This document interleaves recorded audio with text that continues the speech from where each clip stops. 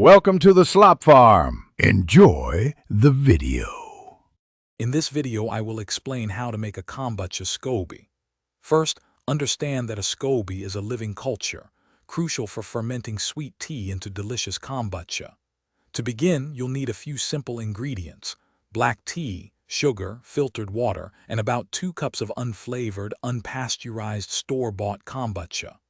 Also, prepare a clean 1-gallon glass jar, a breathable cloth cover, and a rubber band to secure it. This initial setup is key for a successful culture.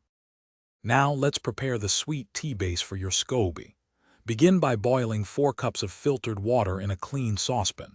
Once boiling, add 1 cup of granulated sugar, stirring until it completely dissolves. Next, steep 8 black tea bags in this hot sugar water for about 10 to 15 minutes. After steeping, remove the tea bags. Then, add 6 additional cups of cold filtered water to the mixture.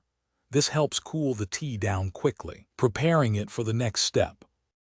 With your sweet tea prepared, it's time to inoculate and begin fermentation. First, confirm the tea has cooled to room temperature, ideally between 68 and 85 degrees Fahrenheit. Pour the cooled sweet tea into your clean 1-gallon glass jar.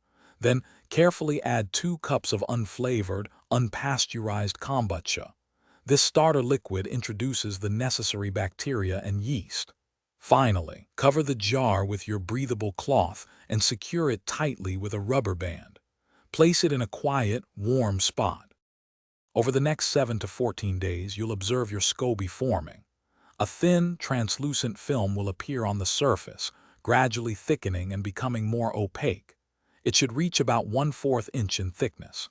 The liquid beneath will transform, tasting more vinegary and less sweet, indicating successful fermentation. Once your Scoby is well formed and the liquid tastes right, it's ready. Carefully harvest your new Scoby, along with 2 cups of the fermented liquid, to start your very first batch of delicious homemade kombucha. Thanks for watching. Consider subscribing if we helped you today.